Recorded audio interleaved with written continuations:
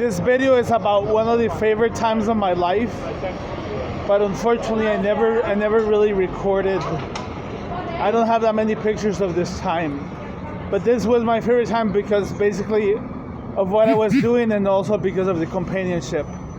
So the last 2 years of high school, the last summer breaks, and then the first break before university, I did projects of water holes associated with my dad in a place in Costa Rica that's known for having really good surf. So this is really where my I did not go there necessarily for the wildlife at the time. I was mostly interested in the surf, but I really liked the deserted lifestyle that I had, or the isolated lifestyle, commuting with nature. And this is Santa Rosa National Park, and I used to live in Nancite. So I went there a summer. I went there during July to help out with the turtle projects.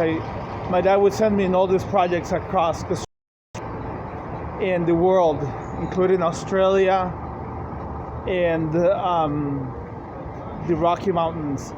So I went to this project and I just was surfing a lot, and I just became really good at surfing lefts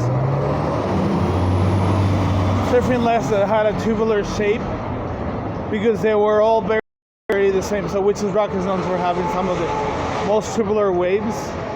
So because of the success of this project, I ended up going there for 3 more summers to collect data, and the project, the data that we collected from some of the summers, we published it into a nice paper.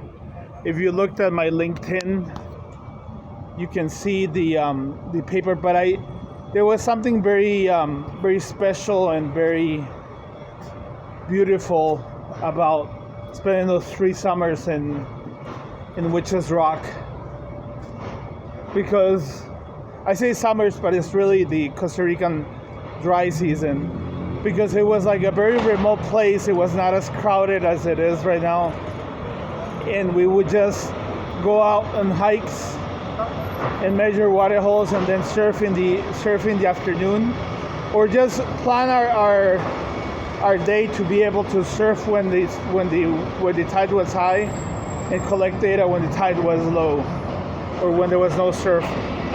And I think we got into very good shape, because we had to hike from Nancite to Naranjo on a daily basis, and this is quite a hike. It's like, I mean, right now it would take me an hour and a half, and I'm because I'm not in shape, but I would do it at 30 minutes during the middle of the night, and I would just get so excited about surfing that I would wake up at 3 a.m. just to be at 5 a.m. in Witches Rock in front of the river, because that's where the waves used to be. There used to be a long left there, but I think the sandbar changed.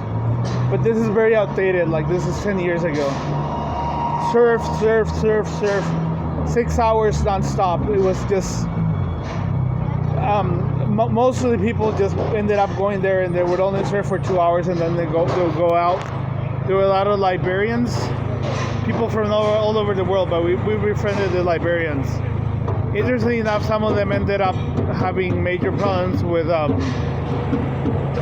drugs, but it was quite a spectacle to be there, hanging out with Liberians, surfing in Witches Rock, and collecting data and learning quite a lot about the wildlife. My dad got a Jansen book, which is it's basically a book on the natural history of Costa Rica. Like, right now, the amount of information about natural history has basically exploded. There's so much information about natural history, but at the time there was very little. So the Jansen was like a lot. It was like the only book, and also the Bible. And we just got very good at surfing, and we were like really good friends, me and the other guy who were working on this project. And then my dad would come over, and there was no fridge, and there was like no electricity. So I mean, sometimes people would turn the generator, but like we would just basically had candles at night. It was just very remote, very peaceful, and we would be in sync with nature for a period of 9 months. It was basically cumulatively it was 9 months, but it was really 3 months, 3 months, 3 months. And I remember when I visited my friend in California, like he works in the tech industry. He basically really wanted us to have the same connection of surfing together that we used to have as teenagers. So he basically bought me a wetsuit, and we spent some time in Bodega Bay surfing, which was excited. I could actually claim that I tried to surf California. That being said, I didn't really catch any waves, just too cold for me, and I've never done well in cold water.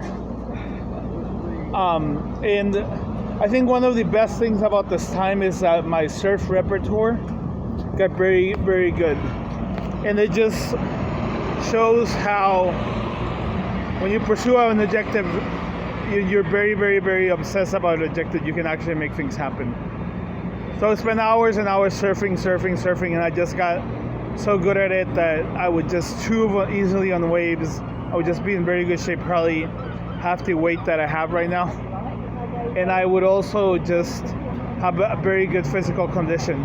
That being said, there were some problems with my performance with waves that were different. So whenever I would try to hit a regular beach break, I would just not be able to deal with it as well, because the wave that I used to surf was a lot more predictable, a lot more steady, and then beach breaks just require a lot more maneuverability, handling different situations, etc., that I really didn't have, or never really worked on this at the time. The other very cool thing is about hiking into the remote wilderness of Santa Rosa National Park. Like we were basically hiking up all the riverbeds right before they get to Santa Rosa Plateau, and we also did Santa Rosa for a while. So in the